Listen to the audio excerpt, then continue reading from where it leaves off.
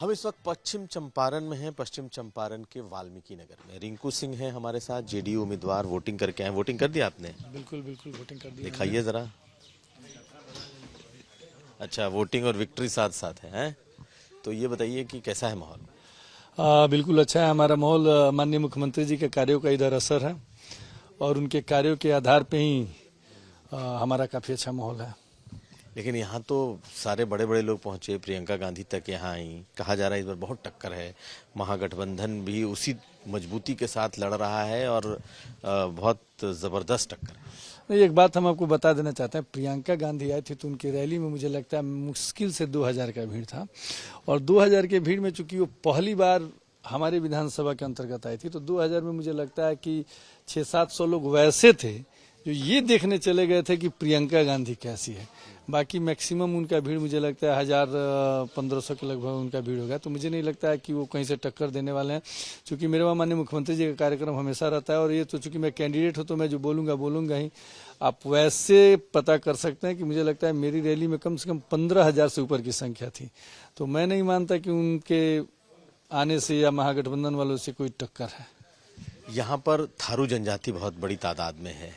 कहा जाता है कि मुख्यमंत्री ने काम भी किया उनके लिए, लेकिन आपको लगता है कि इस बार आपको चैलेंजेज, आपके लिए चुनौतियां ज्यादा हैं?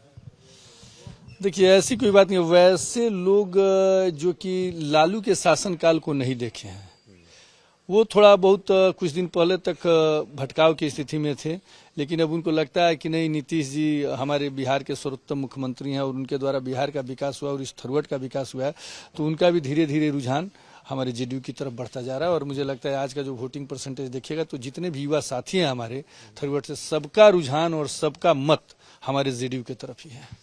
ये जहाँ पे हम खड़े हैं इससे 1 किलोमीटर की दूरी भी नहीं है जब नेपाल है और जेनजी आंदोलन हुआ, तो आपको भी लगता है इस तरफ उनका असर है या उनकी बातचीत, उनका प्रभाव इधर पहुंचा है चुनाव में? सरकार बदलाव की बात, बदलने की बात, क्योंकि पॉलिटिकल तौर पे बहुत जगह ये सुनाई देता है। देखिए, मुझे नहीं लगता है कि नेपाल के जेएनजी का, चूंकि हमारे वहाँ जो युवा हैं, हमारे वहाँ जो शेड्यूल ट्राइब हैं या वैसे जो युवा हैं, वो काफी समझदार हैं। सरकार से उनको क्या क्या फायदाएं मिली हैं वो उस चीज को वो जानते हैं, उस चीज को वो देख रहे हैं। एक तरफ आप देखिएगा कि एनडीए के शासन काल में जो हमारे एसटी का उनको दर्जा मिला, एनडीए के शासन काल में मिला, तो इस चीजों को वो समझते हैं भली बात ही। तो मुझे नहीं लगता कि नेपाल का ज्यादा असर हमारे वहाँ हमारे वोटरों पे या हमारे विधानसभा पे है। जेनजी का प्रभाव क्या है? जेनजी की चर्चा कैसी है आपके इलाके में? अब जेएनजी का हम भी सुनते रहते हैं कि भाई जेएनजी, लेकिन अभी तक जेएनजीओ से सामना नहीं हुआ। जिस दिन सामना होगा फिर उस दिन जरूर हम चर्चा करेंगे भाई ये जेएनजी है क्या और इनका क्या असर और क्या प्रभाव है इनका। लेकिन ये नया शब्द है इस चुनाव के लिए, आपको लगता है? बिल्कुल, सिर्फ यहीं के लिए नहीं, मुझे लगता है पूरे बिहार के लिए एक ट्रेडिशनल एक वर्ड और एक शब्द निकलते जा रहा है। तो मुझे लगता है हो सकता है होगा, लेकिन अभी तक मुझे सामना नहीं हुआ तो फिर मैं कैसे बताऊं कि भाई इनका कोई सामना हुआ फिर या मेरे वहाँ जेएनजी है। इन बदलाव की बात तो यूथ में काफी ज्यादा सुनाई दे रही है। हम लोग भी घूम रहे हैं तो बदलाव की बात करते हुए जो युवा है वो बहुत दिखाई दे रहा है। आपको लगता नहीं है कि बदलाव की बात कर रहे हैं लोग? देखिए, सबसे बड़ी चीज मैं आपको बता दें, जो मैंने अभी आपसे कहा था कि जो लोग वैसे युवा जो लालू जी का शासन काल नहीं देखे हैं, कुछ दिन पहले तक वो दिग्भ्रमित थे कि भाई हमें क्या करना चाहिए, बदलाव करना चाहिए, क्या करना चाहिए, क्या नहीं करना चाहिए। लेकिन फिर जब उन्होंने एक धीरे धीरे जो परिस्थितियां बनते जाता है, वातावरण बनते जाता है, इन्वायरमेंट तैयार होने लगता है, तो उसके बाद मुझे लगा कि जब मैंने अपना भी सर्वे करा और टीम का जब सर्वे होते रहता है तो मुझे लगा कि नहीं, धीरे धीरे उनका जो झुकाव है माननीय मुख्यमंत्री जी की तरफ और हमारी सरकार की तरफ होता गया। और आज के समय मैंने आपसे बोला भी कि आप देखिएगा तो युवाओं का वोटिंग मैक्सिमम जेडीयू की तरफ है। लेकिन अगर देखा जाए तो आपकी ये तीसरी लड़ाई है, तीसरी बार आप 2 बार से विधायक हैं और तीसरी बार चुनाव में होना आपके लिए कितना चुनौती भरा है? क्योंकि एंटी इनकम्बेंसी आपकी भी होगी पर्सनल, 2 बार से विधायक हैं, लोगों में नाराजगी भी होगी, यहाँ काम हुआ वहाँ नहीं हुआ, बदलाव की बात सुनते रहते होंगे, तो तीसरा चुनाव है तो टफ तो होगा आपके लिए। देखिए, सबसे बड़ी चीज मैं बता देता हूँ कि मैं अपने विधानसभा के लोगों को ना अपना वोटर समझता हूँ, ना ही मैं उनको कार्यकर्ता समझता हूँ। मैं उनको अपने परिवार के एक अंग की तरह समझता हूँ और वो मुझे अपने बेटे की तरह समझते हैं, कोई अपने भाई की तरह समझता है, कोई अपने भतीजा की तरह समझता है।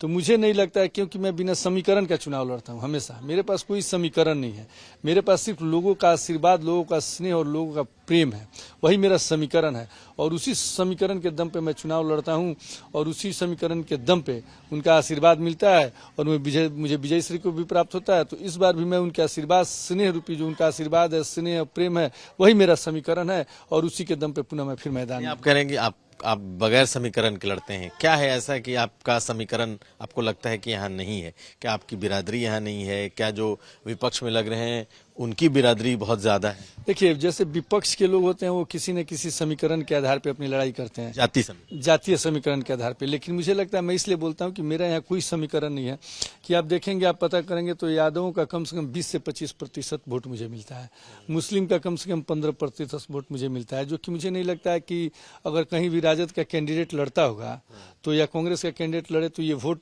दूसरी तरफ, एनडीए की तरफ डाइवर्ट हो। लेकिन आप मेरा पिछला आंकड़ा, चाहे आप हम इंडिपेंडेंट लड़े थे उस समय देखिए या फिर जेडीयू से लड़े थे उस समय, आप 2020 वाले में देखिएगा 20% उसका मिलता है, 15% मुसलमानों का मिलता है। फिर अगर ये कुशवाहा बिरादरी से जो मेरे कैंडिडेट हैं वो लड़ रहे हैं तो कम से कम 10% उनके बिरादरी का वोट भी मुझे प्राप्त होगा। तो इसलिए मैंने कहा कि मेरी लड़ाई जो होती है बिना समीकरण वाली होती है, लोगों के आशीर्वाद, लोगों के स्नेह और लोगों का प्रेम ही मेरा समीकरण है और उसी आधार पर मैं चुनाव लड़ता हूँ, उसी आधार पर मैं उनके दिए हुए आशीर्वाद से मैं माननीय मुख्यमंत्री श्री नीतीश कुमार जी के हाथों को मजबूत करता हूँ। आप जातीय समीकरण की बात करते हैं तो इस बार आपको लगता नहीं है कि तेजस्वी के लिए उस समीकरण में ज्यादा जोर? नहीं, देखिए, पिछली बार भी था यहाँ पे तो कहाँ कोई वैसा ज्यादा जोर था। मैंने पिछली बार भी कहा था आपसे, जब मैं इंडिपेंडेंट लड़ा था उस समय मुझे 30% यादव का वोट मिला था और इस बार, पिछली बार उसके बाद मैंने जब जेडीयू से लड़ा था तो मुझे कम से कम 20 से 25% यादव का वोट मिला था और इस बार भी मुझे पूर्ण भरोसा है कि कम से कम 30% यादव का वोट मुझे प्राप्त होगा। जीतेंगे आप? बिल्कुल जीतेंगे, बिल्कुल जीतेंगे। बहुत शुक्रिया बात करने के लिए। धन्यवाद। तो रिंकू सिंह थे हमारे साथ, वाल्मीकि नगर के उम्मीदवार हैं। इनकी बिरादरी का वोट कहते हैं बहुत कम है लेकिन जीतते बहुत बड़े मार्जिन से। तीसरा चुनाव है, देखना है इस बार किस तरीके का रिजल्ट आता है।